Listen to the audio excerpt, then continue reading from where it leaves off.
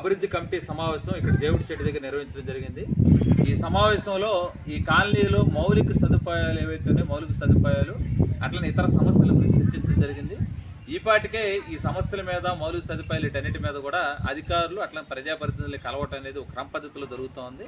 ఈ నేపథ్యంలో ఈ కాలంలో ఇక్కడ ఉండే అధికారులు ప్రజాప్రతినిధులు స్పందించి రోడ్లకు సంబంధించినటువంటి కొన్ని ప్రతిపాదనలు సిద్ధం చేశారు.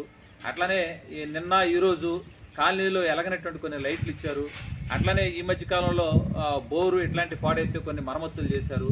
అయినప్పటికీ ఇక్కడ ఉన్నటువంటి పేదలకి ఇంకా అనేక రకాలైనటువంటి సమస్యలు ఉన్నాయి.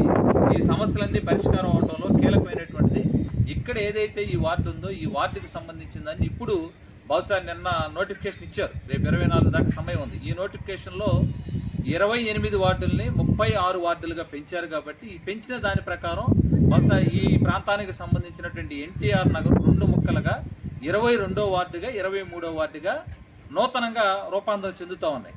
ఈ రూపాంతరం చెందుతున్న క్రమంలో వీళ్ళకి ఒక అడ్రస్ ప్రూఫ్ ఉండాలి, లేదా ఇక్కడ అభివృద్ధి కార్యక్రమాలు జరగాలంటే తక్షణం డోర్ నెంబర్లు ఇవ్వాలి అనేటువంటిది అభివృద్ధి కమిటీకి డిమాండ్ చేస్తున్నాం. ఈ డోర్ నెంబర్ల మీద కూడా ఇక్కడ గౌరవ ఆర్డీఓ గారు అట్లనే గౌరవ మున్సిపల్ కమిషనర్ గారు క్యూఆర్ కోడింగ్తో ప్రతి ఇంటికి డోర్ నెంబర్ ఇస్తాము, ఆ రకమైనటువంటిది సిద్ధమవుతున్నారని చెప్పారు. దాని నేపథ్యంలో తక్షణం డోర్ నెంబర్లు ఇవ్వాలని చెప్పేసి ఆ డోర్ నెంబర్లు ఇవ్వడం ద్వారా ఇక్కడ ఉన్నటువంటి వాళ్ళకి వివిధ రకాలైనటువంటి పిల్లలు చదువుల నేపథ్యంలో అడ్రస్ ప్రూఫ్ అవసరమైన వాళ్ళు ఉన్నారు. ఇప్పుడు ఇంజనీరింగ్ చేరాల్సినటువంటి పిల్లలకి అడ్రస్ ప్రూఫ్, పాత ఇళ్ళకి వాళ్ళకి కాల్ లెటర్స్ ఇట్లాంటివి వస్తున్నాయి, కొన్ని ఇబ్బందులు ఉన్నాయి.